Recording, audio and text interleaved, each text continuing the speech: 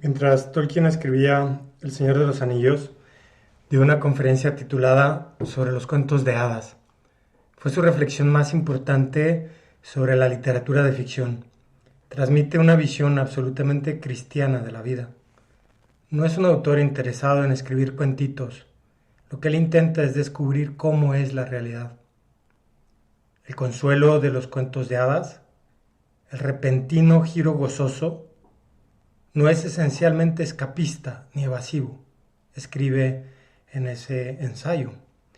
Para Tolkien no hay nada tan exacto para comprender la realidad como un cuento de hadas. Y continúa, en el cuento de hadas, la alegría es una gracia repentina y milagrosa. No se niega la existencia, el dolor y el fracaso. La posibilidad de estos es necesaria para el gozo de la liberación.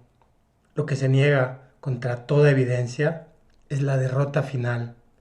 Y por eso es Evangelium, buena nueva, que deja un fugaz atisbo de alegría, alegría más allá de los muros del mundo, tan conmovedora como el dolor. Son palabras preciosas que nos hacen comprender que el dolor forma una parte fundamental de la realidad y que además es lo que da al final paso a la alegría más profunda. La experiencia de la piedad y el temor purifican las pasiones, purifican el alma y por tanto conducen a alegrías más refinadas. Eso lo descubrieron hace muchos siglos los griegos y lo explica Aristóteles en la Poética. Y eso que supieron descubrir los autores paganos es algo que el cristianismo profundo, no el cristianismo sentimental, ha sabido acoger. Es la marca, dice Tolkien, de un buen cuento de hadas. Por más salvajes que sean sus acontecimientos, puede dar en su momento un respiro, un latido y un levantamiento del corazón cercano a las lágrimas o incluso acompañado de ellas. Y lo increíble es que Tolkien no dice que el cuento de hadas nos transporte a otro mundo, sino que nos mete de lleno en el mundo. Es maravilloso que los cristianos tengamos un aprecio por el mundo natural, mayor, mucho mayor que el que pueden tener los paganos. No solo porque es criatura de Dios y Él vio que era bueno, sino porque sabemos que Dios se dignó unirlo a sí mismo en la persona de su Hijo. Pero esa afirmación del mundo es realista, cuenta con la presencia del dolor y de la dificultad que también Cristo quiso asumir. Es precisamente en momentos de dificultad cuando el Papa quiere presentarnos el Evangelio vivido desde los ojos de San José, un hombre piadoso que acoge la realidad como viene, intentando descubrir en los acontecimientos esa buena nueva del amor de Dios que nos sostiene porque Él es Señor de la historia. San José María dice de San José que es el santo de la sonrisa permanente y del encogimiento de hombros. Como Dios dijo a nuestro santo, José, hijo de David, no temas. Parece repetirnos también a nosotros, no tengan miedo. Tenemos que dejar de lado nuestra ira y decepción. Y claro, entendemos que hay enfermedades terminales, o lo que parece peor, autoinmunes, secuelas del COVID, enfermedades estigmatizadas por la sociedad. De repente nos puede parecer que todo comienza a tomar un rumbo totalmente equivocado. Entonces el Papa nos dice, dejar de lado el coraje, la rebeldía. Y continúa. Hacer espacio sin ninguna resignación mundana y con una fortaleza llena de esperanza a lo que no hemos elegido, pero está ahí. Pues a veces nos pasa así, que la realidad no la elegimos y está ahí, o sea, podemos meter la cabeza como los avestruces en la tierra, pero la realidad seguirá ahí. Y en cambio el Papa nos invita a acoger la vida de esta manera, nos introduce en un significado oculto. La vida de cada uno de nosotros puede comenzar de nuevo milagrosamente. Sí, y es como un condicional, si encontramos la valentía para vivirla según lo que nos dice el Evangelio. Y no importa si ahora todo parece haber tomado un rumbo equivocado y si algunas cuestiones son irreversibles. O sea, no importa, eso no importa. Dios puede hacer que las flores broten entre las rocas. ¡Qué imagen tan bonita! Evoca ese momento en el que San José María, en mitad de un viaje por Sicilia, se sorprende por esos grandes pétalos de unos pensamientos, una flor, y dice, hasta en el lugar más árido del desierto florecen cosas preciosas. Pues qué bonita idea del Papa, ¿no? Dios puede hacer que las flores broten entre las rocas.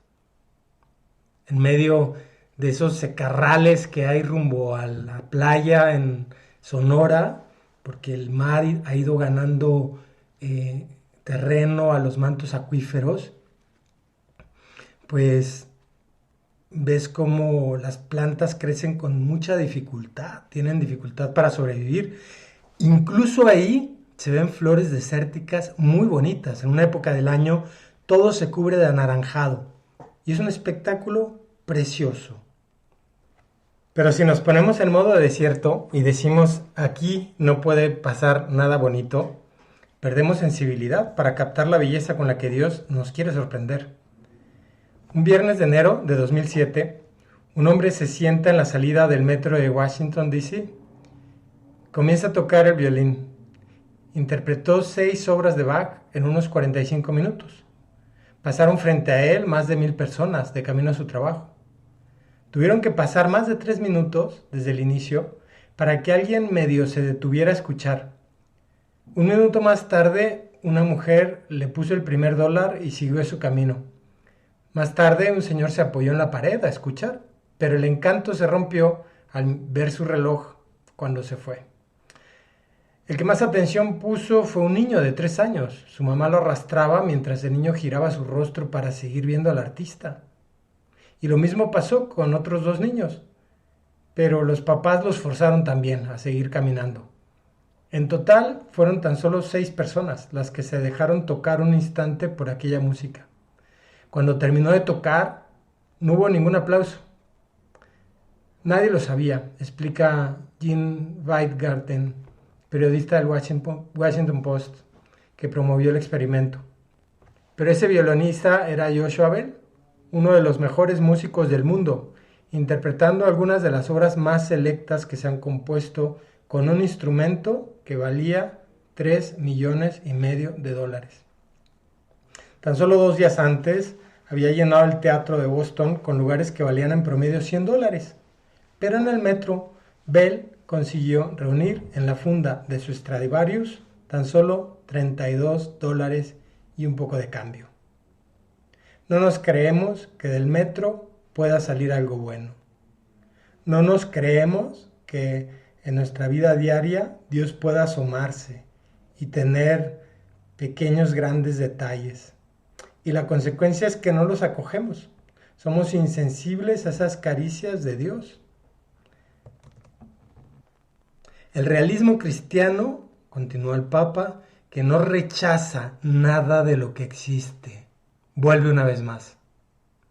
La realidad, en su misteriosa irreductibilidad y complejidad, es portadora de un sentido de la existencia con sus luces y sombras.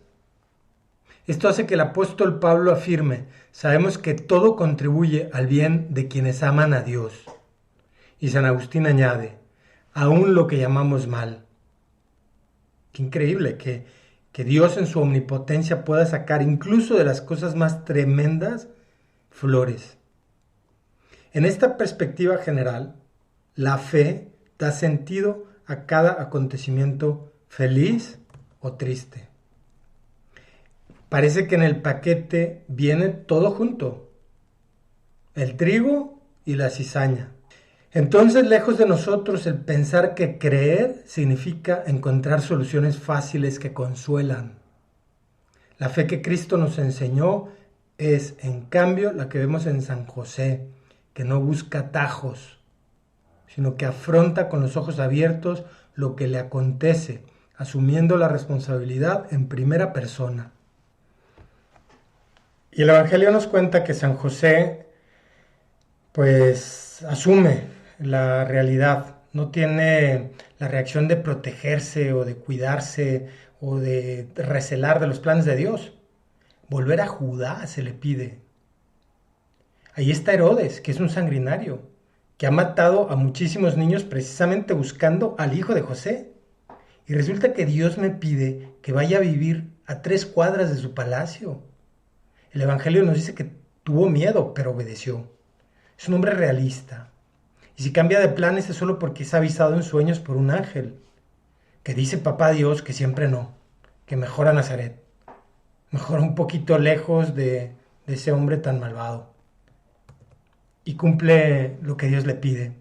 Y esa capacidad de San José de confiar en Dios, de abandonarse en Dios, le permite no solamente hacer frente a las adversidades, sino muy probablemente también fue lo que le permitió disfrutar de unas alegrías también muy intensas por esa sensibilidad y por esa capacidad de aceptar todo tal como venía de las manos de Dios Padre.